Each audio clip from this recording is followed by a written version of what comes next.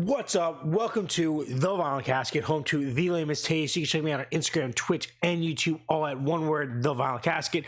Where you can subscribe, like, and comment. Hit the bell for much, much more. We are doing another Casket book review. Yes, this series has been pretty much on a good roll this year, which is awesome. I feel like I did two of these before 2024, and since I'm pretty sure this is like the fourth or fifth, at least the fifth review so far,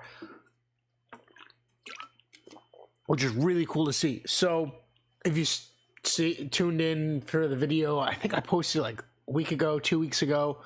I was getting towards the end of my next book. I had said that. This is a review on Leigh Bardugo's Ruin and Rising. This is the third and final book in the Shadow and Bone trilogy, the first entry of books in the Grishaverse. This is the box set I got right here.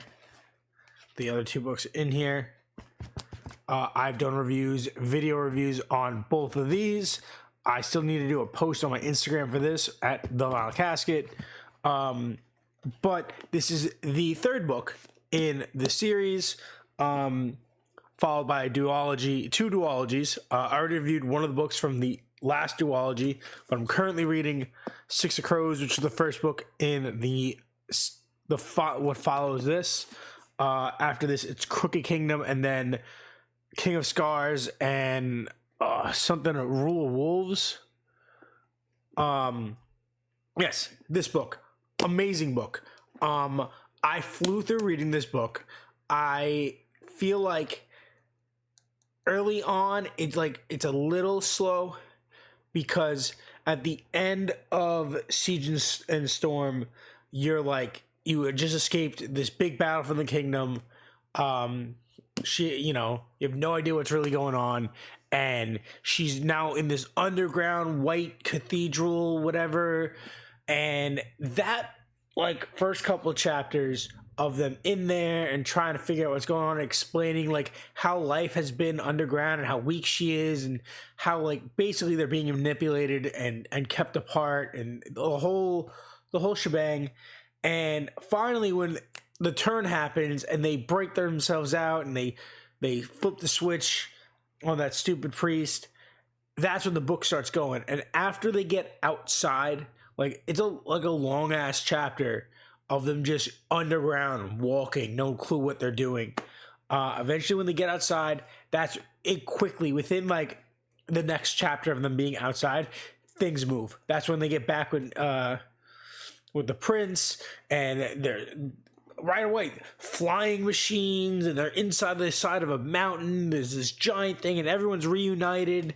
So once they got outside, after the first quarter of the book, things just went fluid. After that moment, this book just went fast. It was fast paced from there. There was no stopping. It felt like there was no break. I guess maybe at the end when they went looking for the last amplifier, and that whole twist on the amplifier being Mal the whole time, and him somehow being related to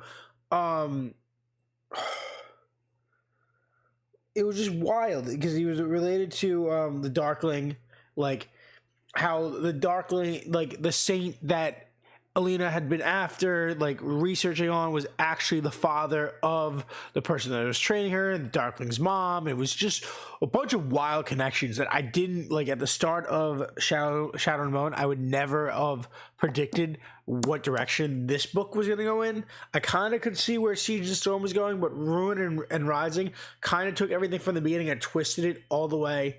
And I really liked it. I really liked this book. I really liked this series. Out of 5, I'm going to give this a 4 point. I'll give it a 4.8. I think this is one of my favorites. I think this might be my favorite. It was really well written. It was very fast paced. Well, not fully, but there was a section of the book, the beginning of the book, really took some time to go, but it wasn't bad. But after it cemented the foundation for the book, it went. And that was cool and very enjoyable. I had a blast reading this. I am really enjoying this. The Grishaverse is really good. I found Leigh Bardugo because of Ninth House, right? And love Hellbent, Ninth House, amazing. I can't wait.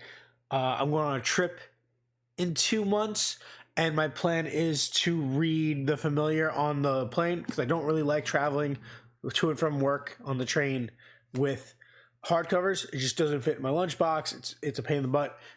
Soft covers are easy, except for the fact that this thing got destroyed.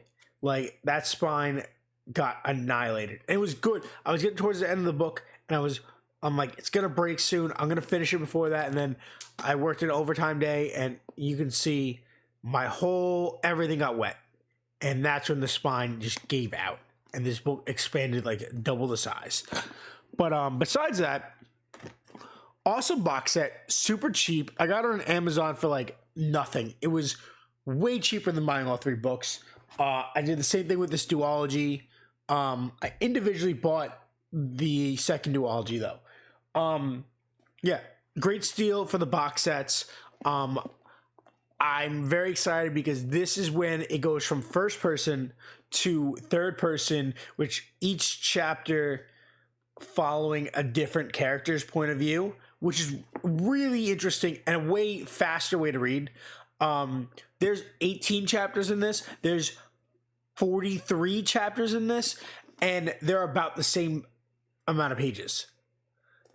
Like, I like a shorter page count for chapters, but this was fine. It was like about 20 to 25, sometimes 30 pages a chapter, sometimes more. It wasn't bad. It was really good. I wish the box set didn't have the Netflix sticker printed on it. But story-wise, amazing. 4.8 out of 5. Highly recommend.